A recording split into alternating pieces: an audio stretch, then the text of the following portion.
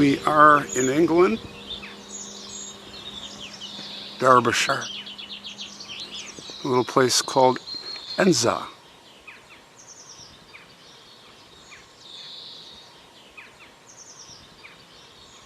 And this is St. Peter's churchyard, St. Peter's Church. We are going to walk to the grave of Kathleen "Kick" Kennedy. I want to thank that's me, who's spinning on this rock, Earth, for suggesting the story. We had when Ree had mentioned it to me, I had it on my list, but it was a good reminder because I cannot forget. I had to come here because I've got a huge fascination of the history growing up, reading all the books on JFK and the family and all the tragedies. It's like they got wiped out. And I had to come here. So we're going to walk to her grave, and I'm going to tell you her story, which had a tragic ending, as so many of as I mentioned, the family, including, of course, JFK. Beautiful churchyard here on a beautiful Easter morning. It's April 20th, 6 a.m. So we're here before the service. I'm sure this place is going to be very crowded. So Kathleen, she was born on February 20th, 1920 at the Kennedy home in Brookline, Massachusetts. She was the fourth child and second daughter of Joseph Sr. Kennedy and Rose Fitzgerald. And they nicknamed her Kick because she was a kick. She had an irrepressible personality. She was especially close to her older brother, John F. Kennedy, known as Jack. And when they were young, the kids were brought up to be very competitive. They played the sports. They were on the estate, the compound, if you will, Hyannisport. Lots of room to run around.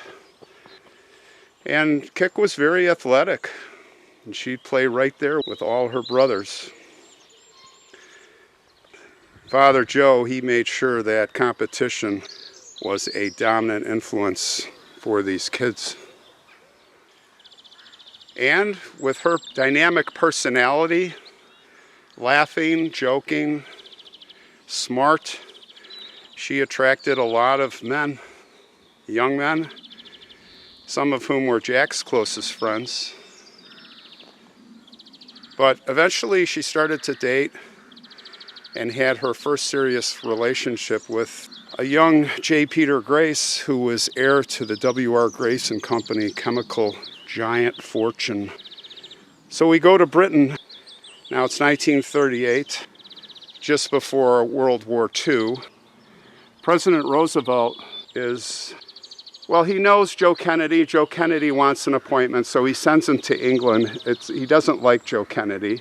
He wants to get him out of his hair, and who would have known? Send him here to be to England, to be the U.S. ambassador. Right when the war broke out, here he is. Now Joe is a corrupt, a bad guy, in my opinion. History will show this. He was corrupt. He played the Great Depression and made all his money inside trading. One of the first guys to pioneer that successfully. And Roosevelt and he was a Nazi appeaser. He was a Nazi supporter. Not a good guy. So there he is in England, bringing the family over, and World War II breaks out. Of course, now England here is going to be a big influence on Kik's life. And with her outgoing and vivacious personality, everyone loved her. Soon she had a huge circle of friends.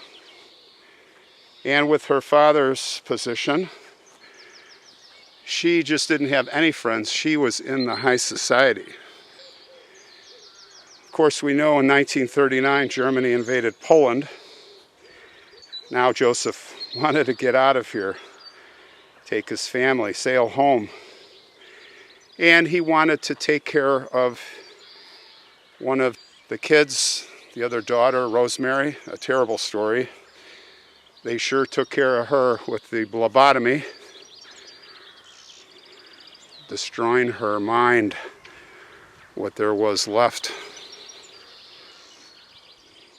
Kik didn't want to go.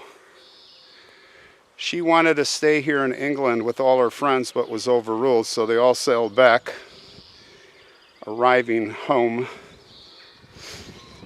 And that's when Kik volunteered for the American Red Cross. She wanted to do something. She wanted to do her part. In 1941, she decided to leave school, and she began working as a research assistant for Frank Waldrop, the executive editor for the Washington Times-Herald. And she would later write her own column. Now, interestingly, she would be roommates with the infamous Inga Arvad, the beautiful beauty queen from Denmark, Miss Denmark.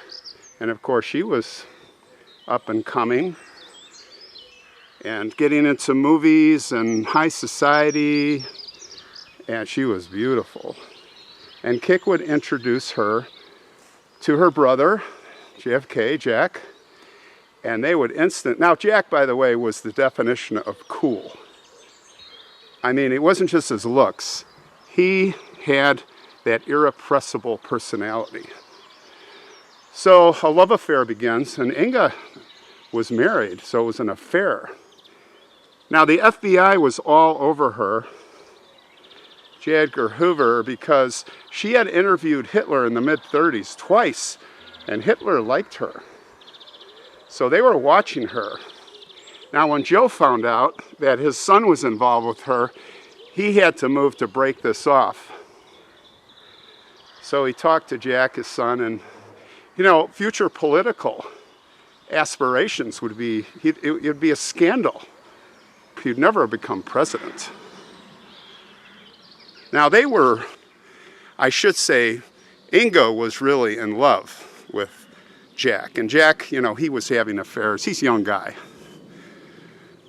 And all the women running for him. But he really liked her. Who knows what would have happened? But they decided together that they had to part ways. And she was very understanding about the political situation, the family. That was just never going to work out.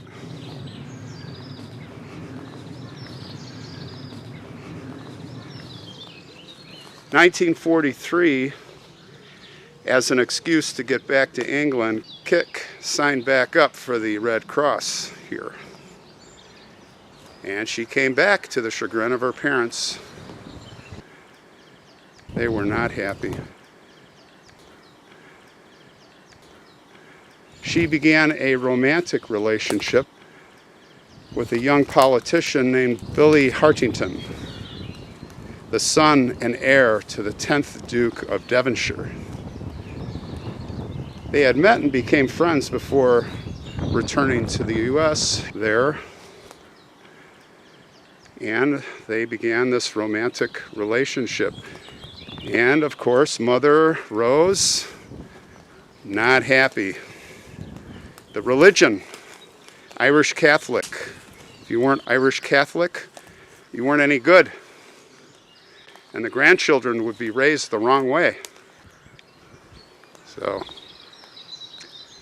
But they got married. Mother Rose even tried to manipulate the relationship. But tough luck, Mom. Kathleen married Billy anyway, May 6, 1944. Her oldest brother, Joe Jr., who was stationed there as an officer in the Navy, was the only one to attend the wedding. Jack couldn't come because of the PT 109 affair. But very sadly, Joe was a pilot, right? Navy pilot. And he was piloting an experimental Liberator. They juiced up with explosives. It was going to be like a flying guided missile. And they would bail out. And they were over the English Channel, him and his co-pilot.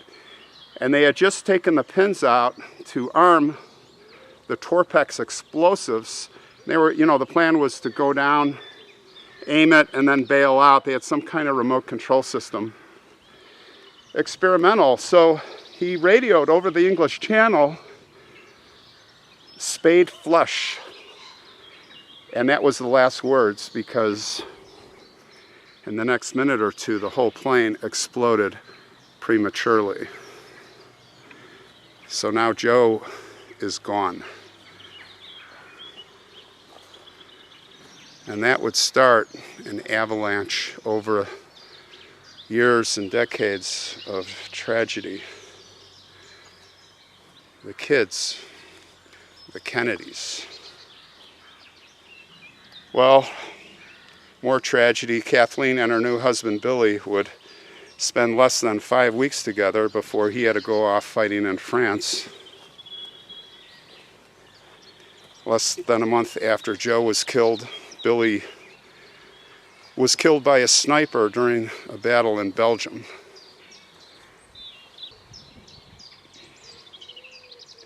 From then on, Kik was styled as Kathleen Dowager Marchioness of Harrington. She was now known as Lady Harrington.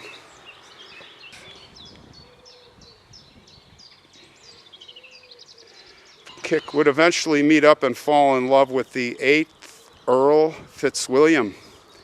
Now, he was in the process of divorcing his wife, met Kik, and they fell in love. And once again, Mom Rose Kennedy frowned at the relationship. Why? We know why. Not Irish Catholic. She actually warned Kathleen that she would be disowned and cut off financially if she married Lord Fitzwilliam. Nice, Mom. Well, in May 1948, Kathleen learned that her father would be traveling to Paris, and she thought she could meet up with him there, get his consent, and then maybe later talk Mom into it, because she planned on marrying Lord Fitzwilliam. So she decided to fly to Paris to meet with her father. And this would begin the events of her doomed fate. It was May 13th. Kik, the Lady Harrington, and Lord Fitzwilliam, they were flying alone from Paris to the French Riviera for a vacation. They were aboard a de Havilland DH-104. It was a Dove. It's a small twin-engine commuter plane. A very good plane, by the way. As many of you know, I owned a de Havilland DHC-2. De Havilland Beaver seaplane. For many years I flew that. Very sturdy airplane. Very safe, the de Havilland. Well, when they were flying, they flew right into a thunderstorm, and the pilot made a bad decision. And with the turbulence, and he did radio, they were in 20 minutes of severe turbulence, trying to get out of the storm. And it seemed from radio transmissions, they made it out. But when they made it out, the plane went into a steep dive.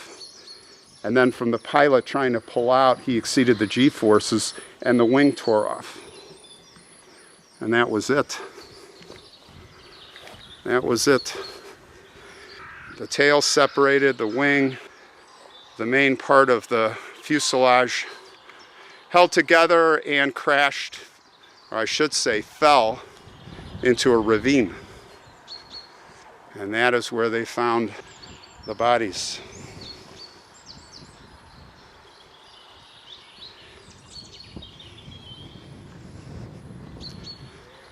Let's walk to her grave, which is right up. Over here in the back corner, this beautiful little section. And I believe she is here, Kik is here, because of the family of her husband.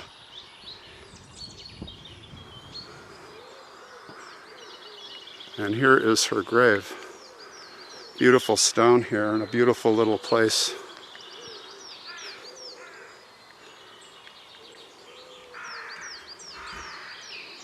And all I see are faded, dying daffodils.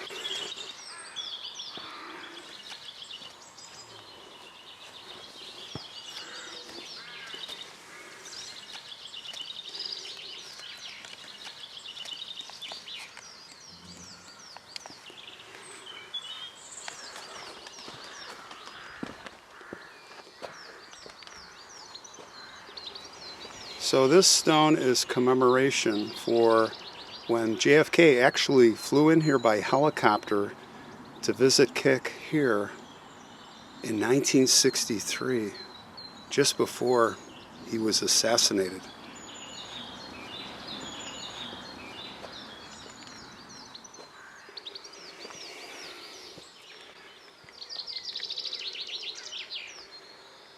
You can see there, in loving memory of Kathleen, 1920 to 1948, widow of Major Hartington, killed in action, and daughter of the Honorable Joseph Kennedy.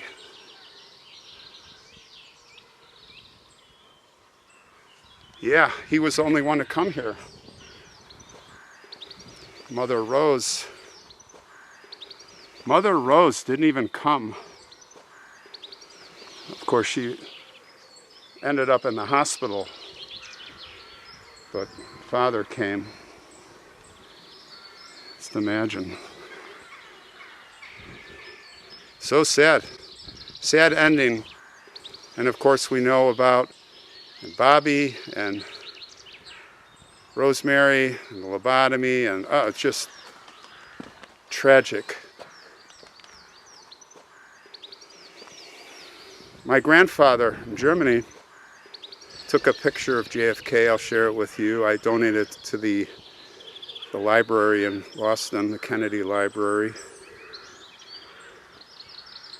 It's a one-of-a-kind picture of JFK looking at my grandfather waving on a parade route. A really good picture. All right, guys. Well, Kik Kennedy, rest in peace, and all the Kennedys. We'll see you on the next one. What a beautiful place this is. Happy Easter 2025.